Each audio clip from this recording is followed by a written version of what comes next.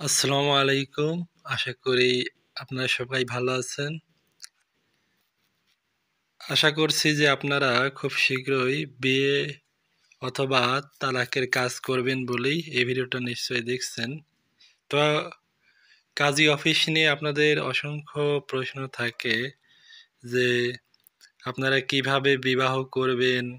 কোথায় বিবাহ করবেন, অনলাইনে বিয়ে করা যায় কিনা, হ্যাঁ, এরকম বিভিন্ন প্রশ্ন থাকে। তো সেই প্রশ্নগুলো করতে আপনারা আমাদের সাথে যোগাযোগ করতে পারেন। এরপরে আপনাদের প্রশ্ন থাকে যে কাবিননামা কে কে নিতে পারবে, কাজী অফিসে বিয়ে করলে অন্য কেউ কি জানবে কিনা, কাজী মারা গেলে কোথায় কাবিন পাবেন, কাবিননামার ফুল কপি কেন দেন না, কাবিননামা কে কে তুলতে পারবে, এরকম বিভিন্ন প্রশ্ন থাকে। এবং সবচেয়ে ইম্পর্টেন্ট প্রশ্ন যে বয়স কম, বিয়ে করা যাবে কিনা। হ্যাঁ, জন্ম নিবন্ধনের বয়স পরিবর্তন করে বা ভুয়া জন্ম নিবন্ধন দিয়ে বিয়ে করা যাবে কিনা, অনলাইন থেকে কাবিননামা ওঠানো যাবে কিনা, কাবিননামা ওঠাইতে কি কি লাগে, হ্যাঁ, বিদেশ থেকে বিয়ে করে বউ বিদেশ নেওয়া যাবে কিনা,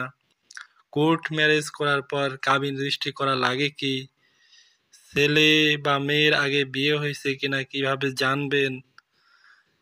তারপরে আরবি বাংলা কাবিননামা দেখতে কেমন, কাবিননামায় আসল স্বাক্ষর থাকে না কেন, এরকম অসংখ্য প্রশ্ন থাকে, তাই না?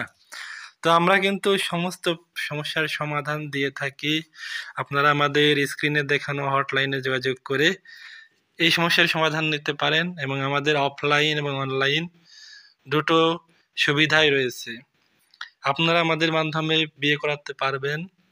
এবং তালাক করাতে পারবেন এবং অনলাইনে এবং অফলাইনে এগুলো সুবিধা একমাত্র আমরাই দিচ্ছি এবং সবচেয়ে কম খরচে আমরা এই সকল সেবা দিচ্ছি। এরপরে আপনারা প্রশ্ন করেন স্বামীকে তালাক না দিয়ে অন্যত্র বিয়ে করা যাবে কিনা, কাবিননামা উঠাইতে কি কি লাগে, যে কোনো কাজী অফিস থেকে কাবিননামা উঠাতে পারবো কিনা, তারপর আবার বলেন আমার জন্ম নিবন্ধন আছে কিন্তু আইডি কার্ড নেই, কিভাবে বিবাহ করব, কাবিননামা কে নিতে পারবে, ছেলে নাকি মেয়ে, বিয়ে করতে কি কি কাগজ লাগে, হিন্দু ছেলেকে কাজী অফিসে কিভাবে বিয়ে করবেন, বিয়ে রেজিস্ট্রেশন করতে কি মা বাবার আইডি কার্ড লাগে কিনা, বিয়ের টোকেন হারিয়ে গেলে কি করবেন, বিদেশ থেকে তালাক দেওয়া যায় কিনা, বিয়ে রেজিস্ট্রেশনের পর কোনো নোটিশ মা বাবার কাছে যায় কিনা,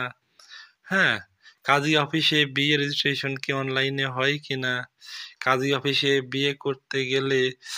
জন্ম সনদ কেন রেখে দেয়, 10 লক্ষ টাকা কাবিনে কত টাকা রেজিস্ট্রি খরচ, তালাকের বিয়ের কাবিননামা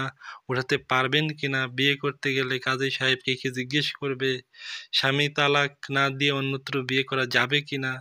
বিয়ে রেজিস্ট্রেশন কি অনলাইনে এন্ট্রি হয়ে যায় কিনা, কোনটা করা ভালো, কাজী অফিসে বিয়ে নাকি কোর্ট ম্যারেজ, পালিয়ে বিয়ে করার নিয়ম কি, কাজী অফিসে তালাক কিভাবে করবেন, বিয়ের খরচ কত,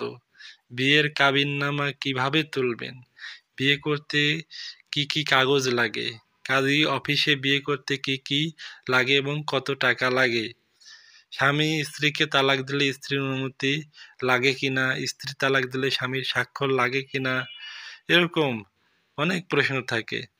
তালাকের কতদিন পরে বিয়ে করা যায়,